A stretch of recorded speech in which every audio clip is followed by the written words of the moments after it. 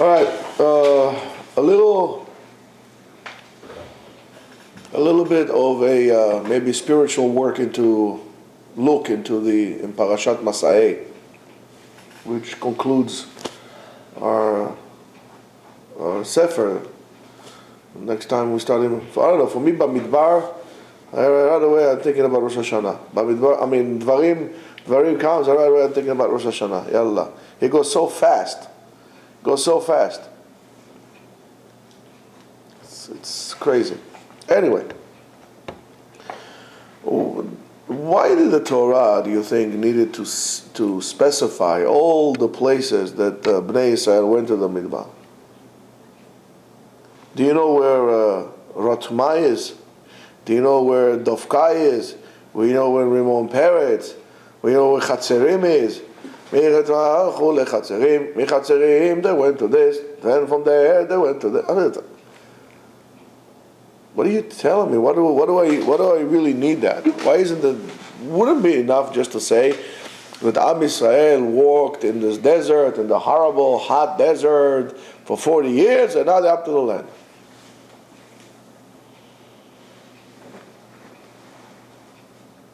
It's that by itself should be enough just to tell you all these places. By the way, you know that they went. It's fascinating. They went to 42 different stops along the desert for 40 years. That means on an average, sometimes more, but on average, once a year they'll pack their stuff and they'll go somewhere else. It's a crazy thing. You know, it's like worse than army brats. You know, every year, take the oil moed. Sometimes they will do it twice a year because it's 42 stations for 40 years. You know, and we complain? Huh? Anybody complaining here? Imagine every year you pack your stuff, you go to a different place. Pack your stuff, go somewhere else. Go your stuff. The Rambam in Moreh Nevuchim, I gave you yesterday. The Rambam in Moreh Nevuchim says the following: Haskarat HaMasaot v'nekudat hatzorech lekach gdola meod. The reason why they say it is great. Vehu shekol hanisim, all the miracles, en amititam berura, the truthfulness with it, or the clarity of it, it's not clear. Ela etzel mi sheraotam, unless you saw them. If you didn't see the miracle, it will be impossible for you to understand what the miracle was.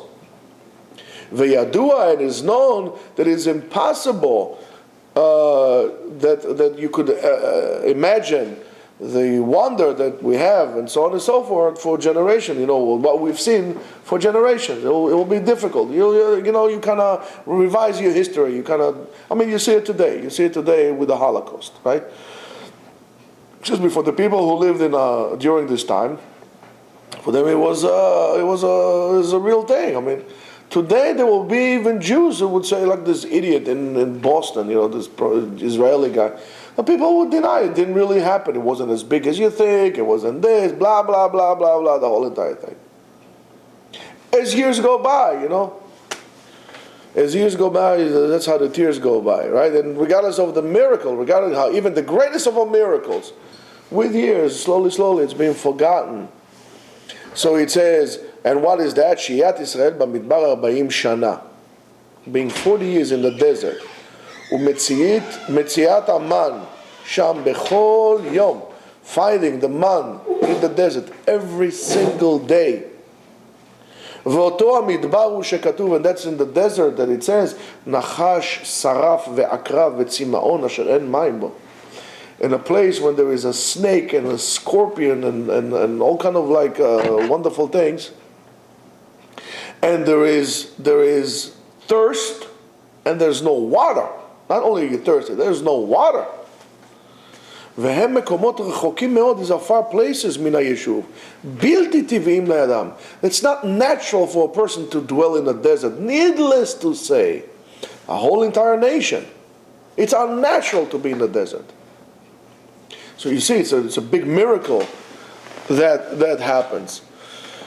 And it says, Lo makom zera ve'te'ena ve'gefen ve'rimon. It's not a place you can plant seed, nor you can plant a tree. It doesn't grow in the desert. Ve'ne'emar ba'emod, and it says further, Eretz lo avar ba'ish, a place that nobody goes to. It's like, I don't know, like going into that valley in California. Who goes there? Or Baja. Who goes to those places? You can't grow a thing there.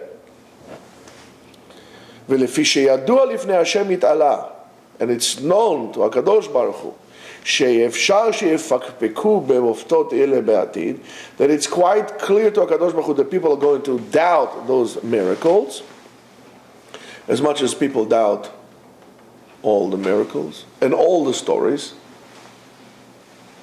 I mean, listen, people deny the fact that we came out of Mitzrayim and so on and so forth.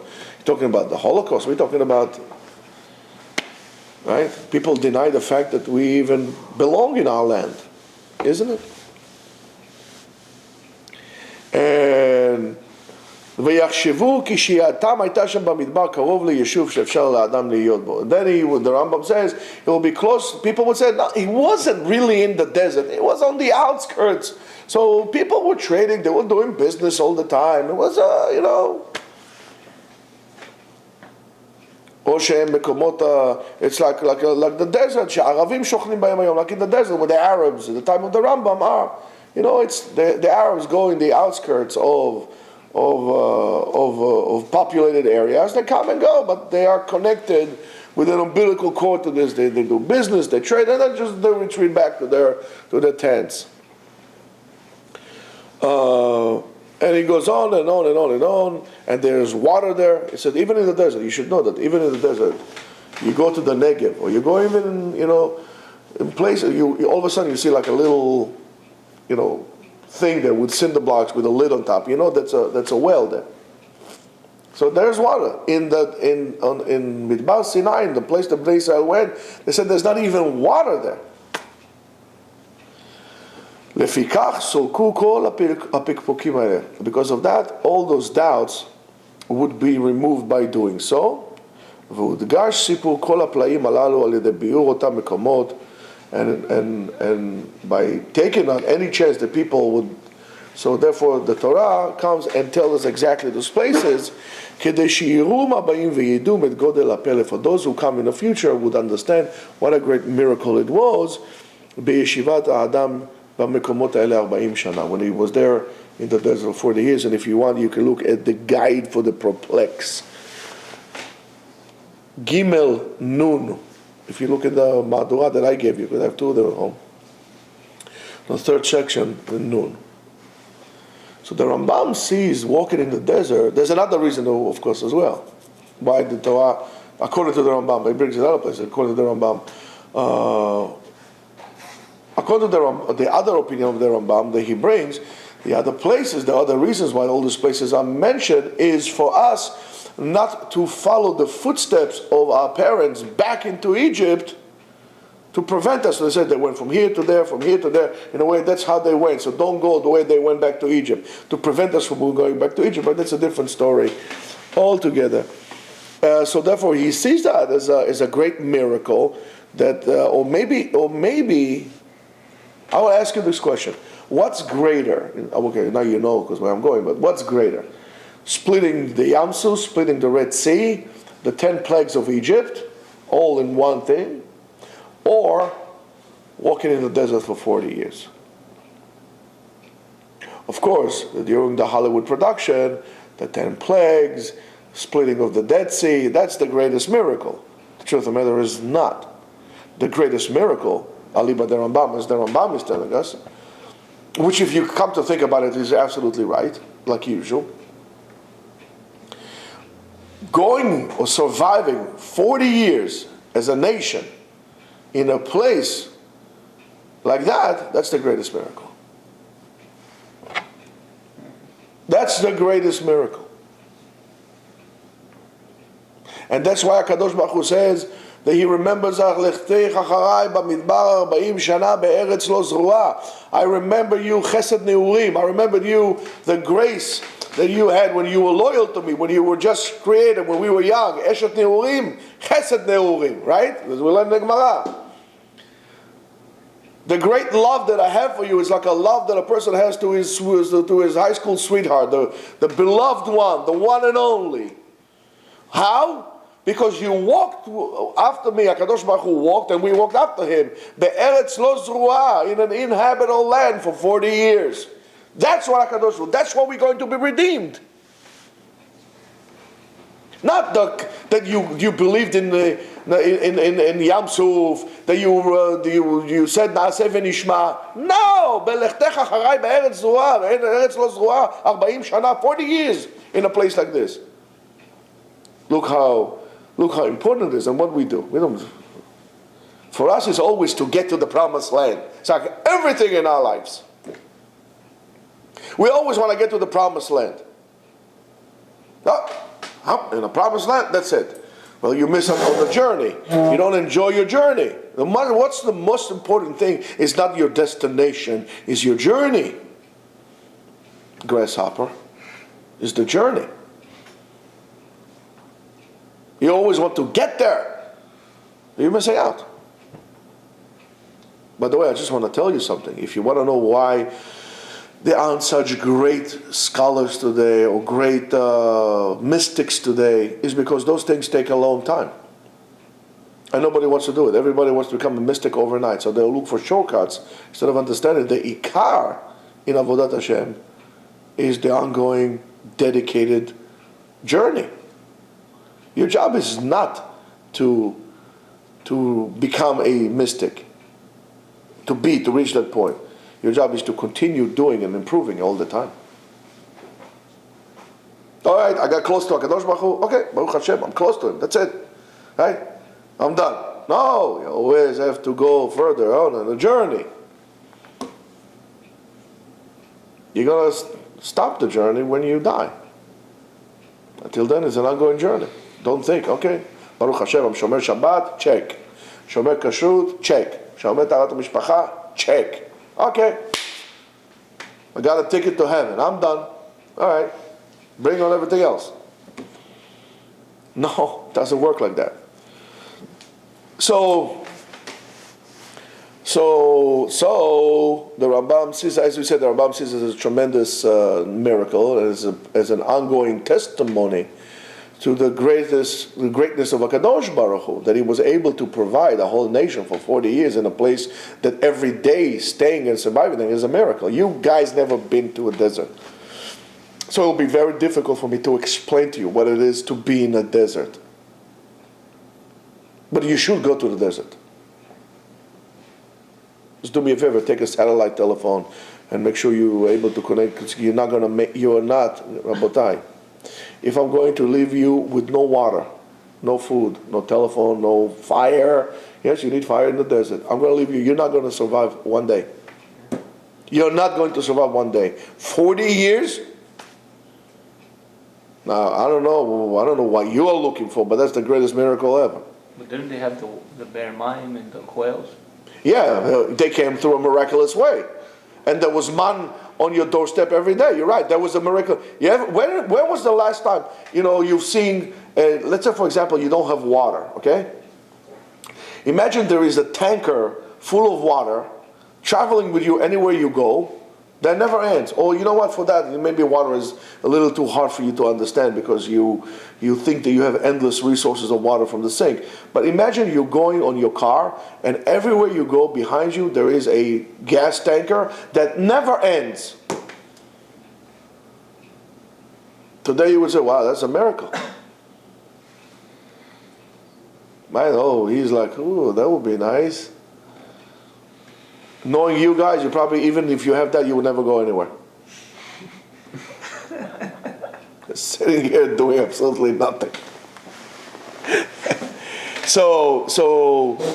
But all those, if you know geographically those places in which you have, the list that we have in Masai, you could really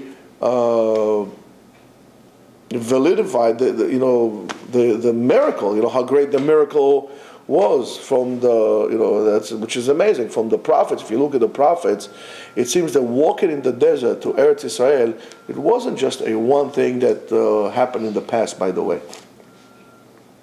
that walking in the desert, as it shows in the Nevi'im, comes to symbolizes to us an idea that is going to repeat itself also in the future redemption, in the future Geula. What we call the way to Eretz Israel, the path to Eretz Israel, and establishing a true Jewish state, not the state of Israel, a Jewish state, has to go through the desert. If you look at the prophets at Yecheskel, Ezekiel, chapter 46. 20. Verses 34. Verses 34 to 37. And if you look at Hosea, how do you say Hosea in English? Hosea, chapters 19. 2. Verses 11. 10. No.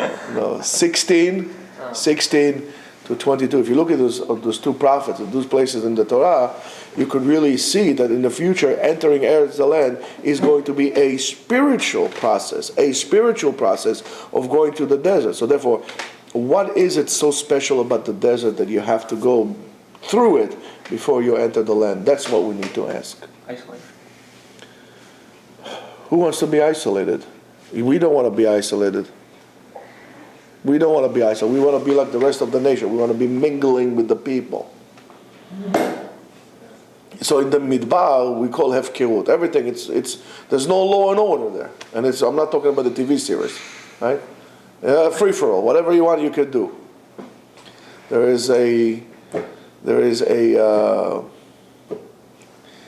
is lack of human order. There's emptiness in the desert. Desert is an extremely powerful place. Everything, if you go to the desert, everything is like it was in the 6 days of creation. Nothing changes there. Okay, I mean, there's sand, but the desert is what we call Yofi Bereshit. It's like it's a Genesis beauty. Let's call it this way, virgin beauty, or whatever you want to call this, untouched beauty. So you know that this is how it was for thousands of years. If you're going to go to Monument Valley in the United States, right? It's so quiet and it's so unchanged, even though it changes, but it's so unchanged that if I would bring somebody from 100 years ago there, I'll bring some Navajo. How do you go there? And if I bring somebody from 200 years ago, he'll tell me the same thing. You can almost hear the footsteps of the people who walked there before. And if you go to the desert, in the city, you don't hear that. In the city, you don't hear that. So when you go to a place like this, that in a way, stripping yourself, right, from what we call for the comforts in which we have in our lives, allows us also to come out of ourselves, because we build those facades around ourselves to really support, because ourselves as an entity, we're very weak, we're very fragile, we don't have a base to stand on. So we need to put those facades around us to support our existence. It's all a show. Going to a desert allows you to do a spiritual skinny dipping, completely undress yourself from all the masks and all the illusions that you put around yourself. That's why people don't want to be alone. People don't want to find out who they are. They don't want to find out who they are, because they know that once they'll find out, they will have to change, because what is there is really nothing. You think you are so great and powerful, but you know deep down the truth what you really are, and therefore you don't want to do it, so you're going to cover it, and you're going to become excess aggressive. People that live in the desert are not aggressive. People that live in cities are aggressive. People that live in the deserts are usually more welcoming people. There are barbarian tribes that live there. They're more, listen, if they need to do something, they'll do it, but they don't go to wars. Wars started with people from the cities, people in states, to keep the people busy. Because we need to entertain them one way or another. So either we're going to give them gladiators or we're going to have them killed. Go to war, let's get some action to the people. But you go to the desert, you don't have time for this because every moment is dedicated to you for survival. So you don't have time for war. So going to the desert allows you to let go of yourself. I don't understand what people go. I mean, I do understand, but that's the reason. But instead of going to Aruba, wearing shorts or looking like and getting Zika over there, go to the desert. There's no mosquitoes in the desert. Go to the desert. You go to the desert, the quiet. Hello, darkness, my old friend. The sound of silence you hear in the dark in the desert. It's like it's ringing in your ears. You're going to Israel. Make sure you go to the desert. Make sure you go to the desert. And if you could, go camping in the desert. I'm warning you. If not, you can't go. Stay here. Yeah, you can go. You can go. Get yourself a ticket. Go to Arizona. Go to Utah. The beautiful places. So when you do so, right? We all the time we are not concentrated. We always have Heseach Hadat. Heseach Hadat is our mind. It's like we're grinding water. We're always distracted from everything. Right? You don't have time to contemplate on yourself, on what you're doing, and to reflect on your life. You don't have time for that. You're always busy paying this, and now you need to be entertained. And what restaurant are we going today, honey? And what kind of flowers? Oh, I need new shades, right?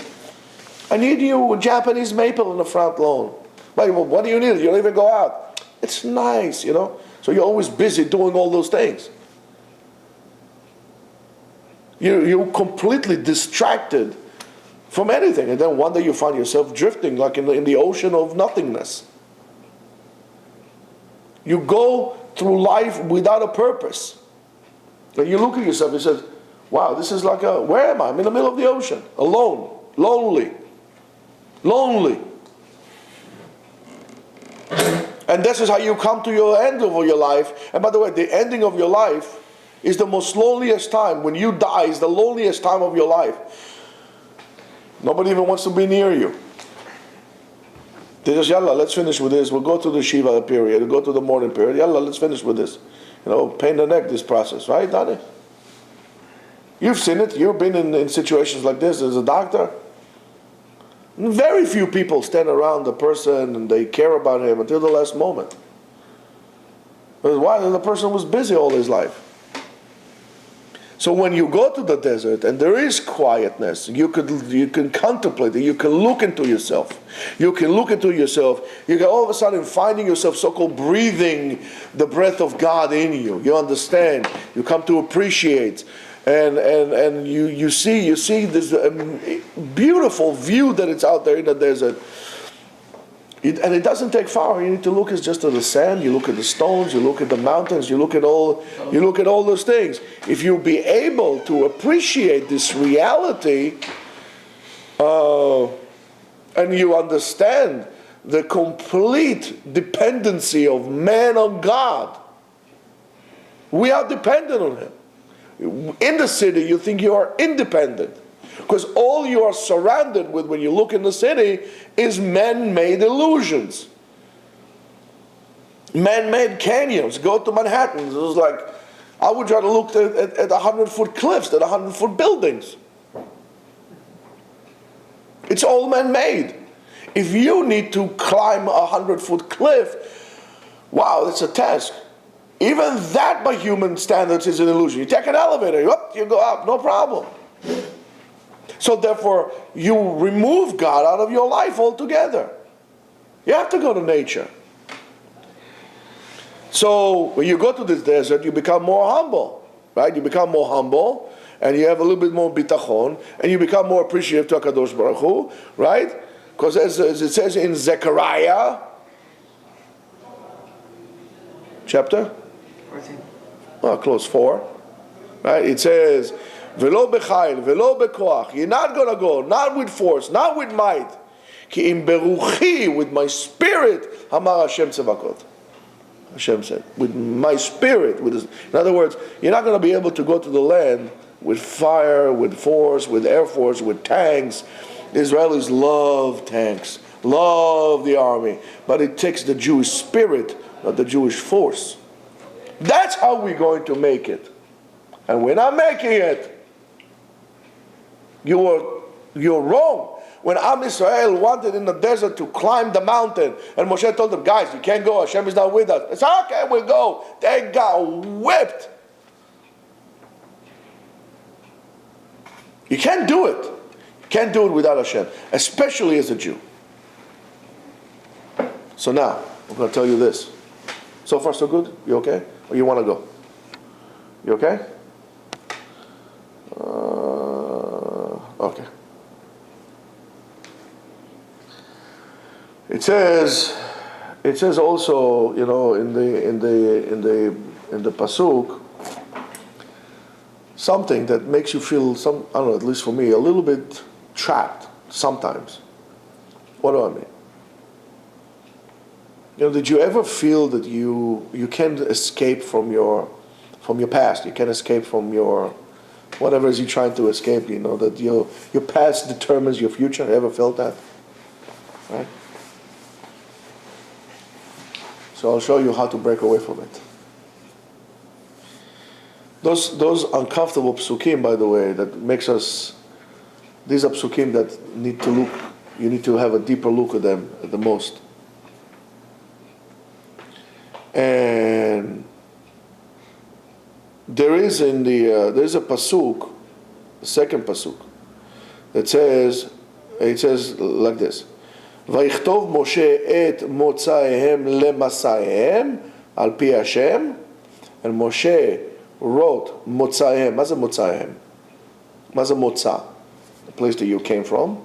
Motzaehem lemasaihem, and their journeys. Al pi Hashem, according to Hashem, and it says after that, ve'ele masayem lemotzayem. Usually it should say the other way around. If you're going to say motzayem lemasayem, where they came from or where they're going, and then you follow the same structure that you had in the sentence, and he reverses the order. And why is he reversing the order? So let's read it again. The beginning, the pasuk says Metzayem leMesayem, and at the end it says Masayem leMotzayem. So let's look at this like this. Today is very, very difficult to give the true emphasis to this pasuk, to the pshat of the pasuk.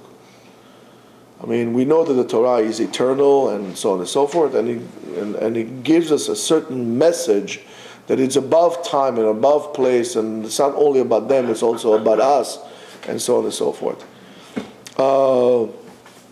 So you could look at this pasuk in a different perspective, and you have to pay attention that today also we're in a part of our journey. Because if you're going to look at all these places, I don't know where those places are.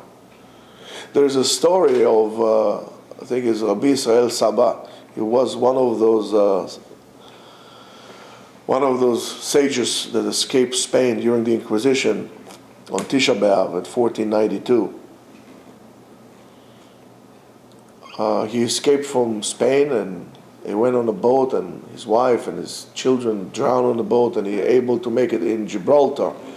And he says, and I understand why is it important to make those journeys. Right?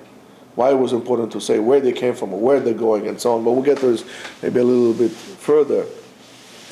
And it says that not only the journey of Bnei Israel in the desert, but also the journey that we have inside of all of us as well. And it's parallel. And that's why I said to you, it's about the journey, it's not about the destination. Each and one of us is escaping from the Egypt inside of you. As we said earlier many times, there is a Paro inside of us, and there is the Mitzrim or Mitzrayim inside of us. Those habits that makes us slaves to ourselves. We are slaves of bad habits, old habits. And we need to understand that we're trying to break away from them to come so-called to freedom, to the promised land. From taking this perspective, you could understand this this pasuk a little bit better. If you start from the second one, Masayem lemotzayem, their journeys to their destination. So therefore, the journey is according to the destination, right? So each and every one of us has a source in which we come to this world, right? Right? One comes from Bukhara, one comes from Paras, one comes from Germany, one comes from Poland, one comes from here, one comes from there. This one is born for that family, this one is born into money, this one was born into yichus, and one doesn't, and so on and so forth.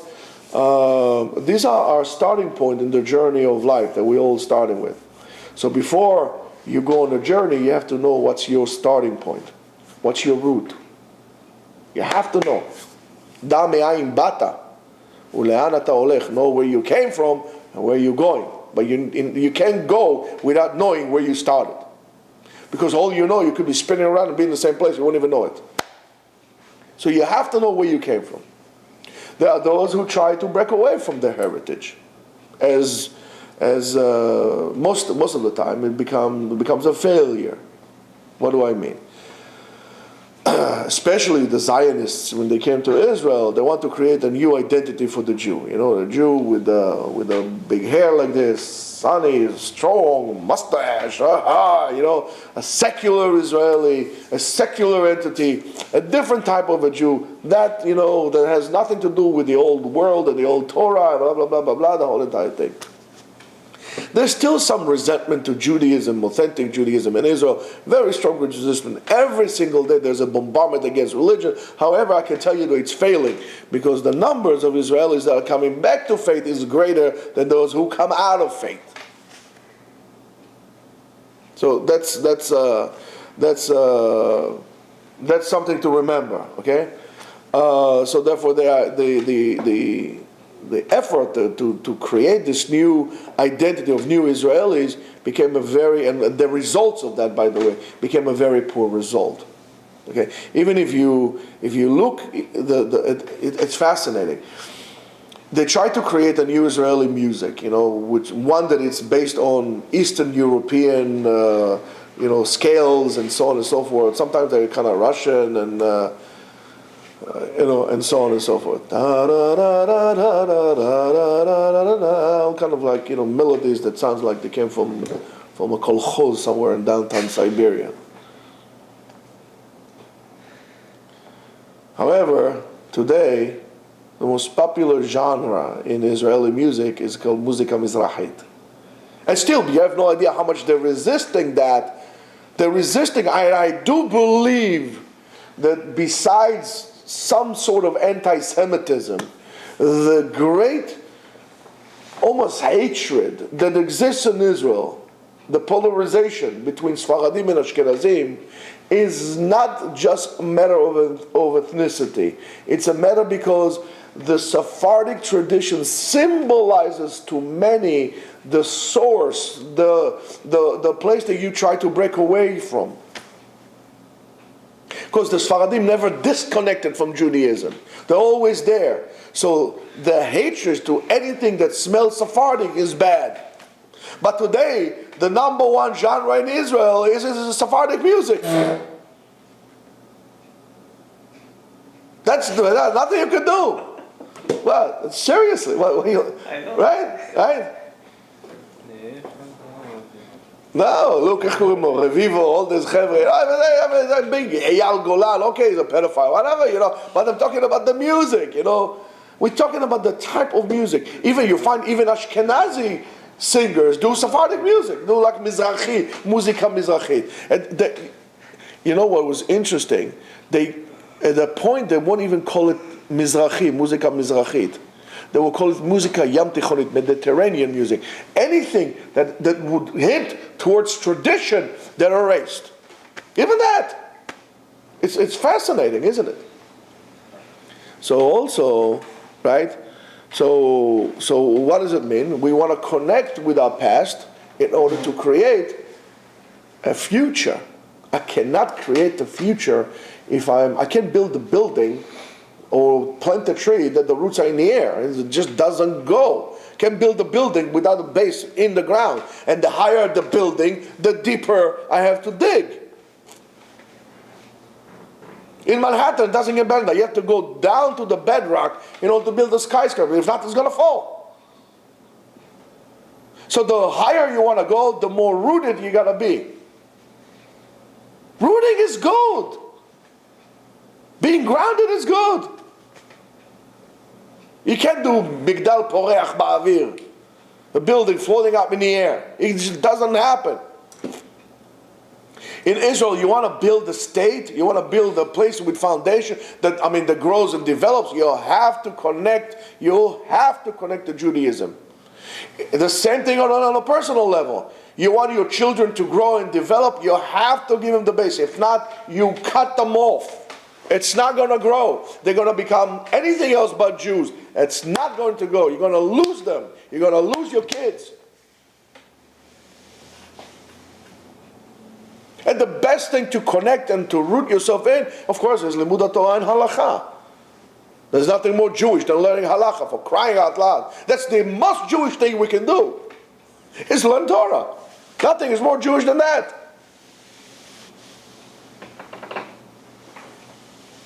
So, and even if your past was not comfortable, even if you have somewhat of a traumatic past that left many scars in you and so on and so forth, in a way, it's almost like a treasure that wants me to reveal, to find. If you wanna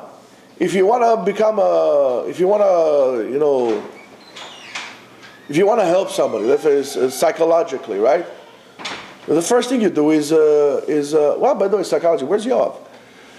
The first thing you have to do is you have to do social history. You have to do the history of the person. Who is he? What is he? I cannot help you from this point in the future if I don't know what happened to you in the past. Let's do a history. How many kids? Were you first trimester? With second trimester? With the pregnancy. We go all the way to the pregnancy period of the person. It makes a difference if you do social history of an intake of a patient. You have to know, was it a C-section? Was it regular? Was premature? Everything counts.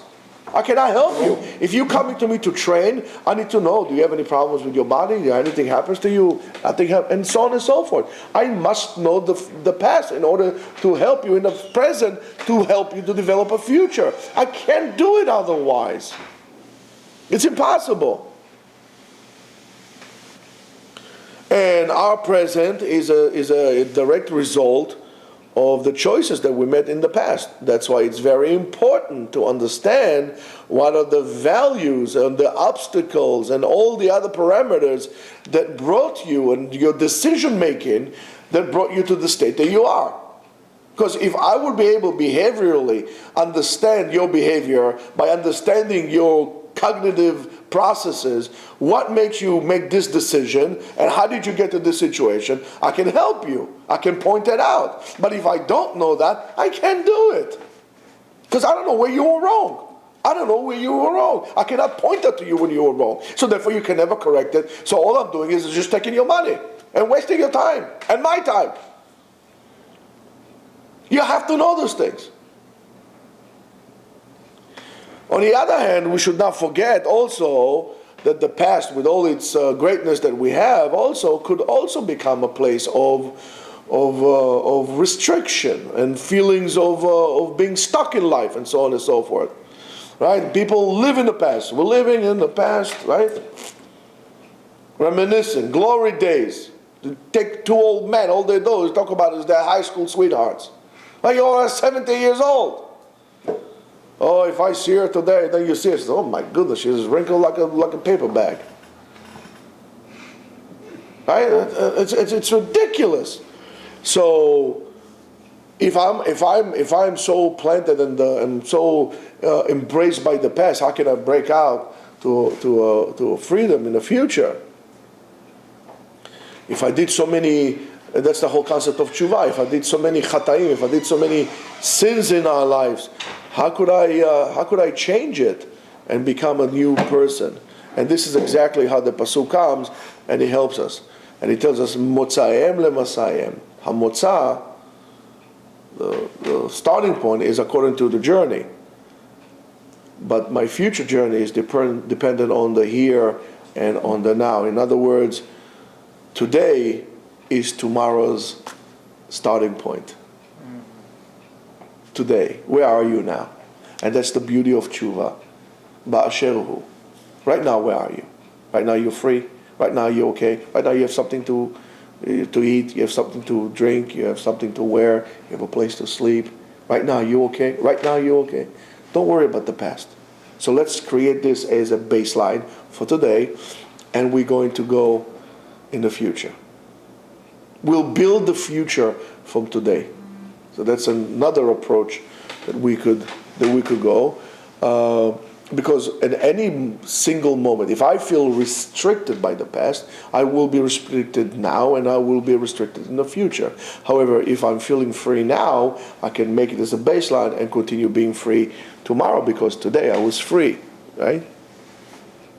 And I could recalculate and that's very good to take, by the way, navigation. So you'll understand a lot about life by learning how to navigate. And that's why you should not be using GPSs and Waze and so on and so forth. You should take a map and really navigate yourself and learn how to navigate. And learn to be able to determine where is north and where is south, where is east and where is west. Without a GPS, without a compass, just looking and understanding. Do you know, by the way, you know what, I'll leave it for you as homework. If you look at the sky's color usually is blue. And it's all blue, the same blue, right? You're wrong. There will be difference in different parts of the sky in any given moment between the directions. So if you can actually look at the sky and see it, that you're going to tell me which one is that. If you're going to look at the sky and you're going to see one part of the sky, and we'll finish and we'll go out, I'll show you. One part of the sky bluer than the other, and you don't have any other way to, you might be able to know where you're going because it's always going to be one side darker blue than the other. So you won't get lost if you know how to navigate. So if you are saying I'm okay now, and I'm seeing, let's say in the past I was lost, but right now I think I know where I am, so I could recalculate my journey or my track, not only based on my starting point, and that's what you do in navigation. You need to, because sometimes you come to navigate and there is a big obstacle. So if I'm going to do it like this, sometimes I will have to take a different route. So I could re-navigate my journey, not only based on what I was in the past, but also on where I am now. We skip the present. We skip the present. We are obsessed in the past that we have nothing we can change about, and we're obsessed in the future that didn't happen yet, and we're missing the present, the now. And that's why we live every single day in misery because we don't acknowledge that, well, right now I'm pretty much okay. And that's why we have Shabbat. Forget about what happened in the week. Shabbat. It's a deep concept. And that calculation, new calculation, I could readjust my desires. I could readjust my choices. I can make different choices that are not connected and dependent on my past. And in a way, I'm creating a free choice. That is like a life vest that I'm throwing to myself, that I could make myself a better life, and so on and so forth. So that is a very important process in self-growth that we all have to be engaged with all the time, is creating a vision for the future, and most of us don't have a vision. And that's why I ask you all the time. I said, where do you want to be when you be 67 years old? How do you want your life to look? Create a vision. So we create a future vision that will dictate my purpose and my decisions here, now. Not what I was. Based on where I want to be, I'm creating basically an azimuth point where I'm not going to get lost. Let's say my past was bad. Let's say my past was horrible. But okay, where do I want to be? So I continue in this misery path? Or no, I really want to be there. And over there, this is kind of life. Good, terrific. So you know where you want to be. Let's create a point from this point and on. How are we going to get from here to there? But you need to create this in the future. So therefore, HaKadosh Baruch Hu, when they say the Masaot, the journeys, look, they came from Mitzrayim. Where are you going? To the Holy Land. You have to understand, you need to make, if you're going to go on a direct route, it's not going to happen. You need to make stops. And why do you make those stops? Not to get lost. So that's a different approach why those Masaot were mentioned, all this traveling spoil. Because you stop, okay, you reevaluate yourself. Okay, we don't need to go over there, going to Promised Land is hard. We create a small increment from here to there. That's where we want to be. In the future, that's where we want to be. But small increments. Okay, let me finish this. Let me finish this semester. Oh, medical school, 7 years. Oh, wow. No, medical school is not 7 years. Medical school is 2 years of work in college. It's broken down to semesters, which is broken down to months, which is broken down to weeks, which is broken down to days. You finish a day, you survive a day, good, next day. Tomorrow's a day, Allahu Akbar. Big day tomorrow. That's what we did in the army. We lived, when you know that you're going to go now for 3 years. I was 7 years there, but let's say you go 3 years. So 3 years, okay, we'll finish a day. Oh, 3 years now, oh my goodness, 3 years, life is being put on hold. I'm depressed. No, okay, well, the day is over. They can't stretch the day for you. The day has 24 hours. It doesn't make a difference how mean and tough they are. The 24-hour ends, it's a new day. A new day, Allah Kareem, Hashem Yirachem. You know, inshallah, it's going to be good. Yalla, kol beseder. Let's work. Tomorrow is a new day. And if you can't create this optimistic look inside of you, and that's the whole point, and that's what Rav Israel Sabah said. He lost everything, but now there's a new hope for me. I came to Gibraltar, there's a new hope for me. If you cannot connect with this optimistic attitude, you are not going to make it out of the desert. You're not going to make it at all. When the desert represents your life, and you need to understand that in the desert of your life, you need to be dependent in HaKadosh Baruch Hu. However, you need to walk the walk. You need to do so. If you want HaKadosh Baruch Hu to help you, you need to first help yourself. And how you help yourself? By being positive, by creating small increments, improvements. 1 point after the other. 1 point after the other. If you are lost in the desert, or let's say you are lost in a forest is a very difficult place to navigate. You know, I need to go, so I'm going to, you know, I cannot navigate a mile ahead, I cannot see a mile ahead. So you do 100 feet at a time. Because you're going to go, you're going to get lost. So you say, okay, this is my direction. Okay, I see this tree. I'm going to navigate to that tree. From this tree, I'm going to look again. I'm going to measure myself again. I'm not going to get lost. And this is our lives. So if you cannot go to the desert, you have to learn how to navigate. You must be positive. You can't think about the past. You can't worry about the past. Ma shehaya haya. Kol de'ah ve'haveh. Ma shehaya haya. Let's look at this today. Let's connect ourselves to HaKadosh Baruch Hu. So with this motion, that you could create a propelling point from the past to create a present, so you could have a future by tapping into the resources that you have inside of you, mental resources, physical resources, spiritual resources, by tapping into the fact that HaKadosh Baruch Hu is with you. That motion is called being alive. If you don't connect to this motion, if you don't connect to this so-called vibe, you are dead. So let's live and let's get going. Shabbat Shalom.